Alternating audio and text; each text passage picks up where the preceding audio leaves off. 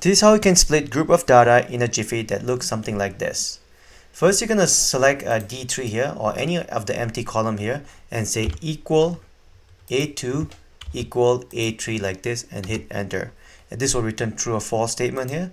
And after that, you can apply the same formula to the rest of the row. As you can see, whenever there's a change in row, it changes to false. So what you're going to do is you're going to apply filter here. Select any of the header cell here and press Ctrl Shift L to enable filter. And on this column D that you recently created, you're going to filter here based on only false like this. And after that, click on OK.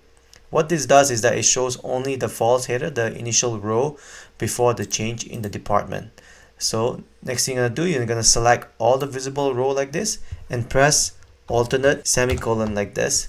What this does is that it only selects visible cell within the current selection here, ignoring the rest of the rows. And after that, right click on this one here and you're going to press insert row like this, and it will insert rows for you. Now all you have to do is to get rid of the filter by pressing Ctrl Shift L again, and you can see at every change of the department there's an empty header here. So all you're gonna have to do is you're gonna select this and insert the header like this for every group. And after that, as a final effort, you can just right click and delete this column that you just added, and you're done.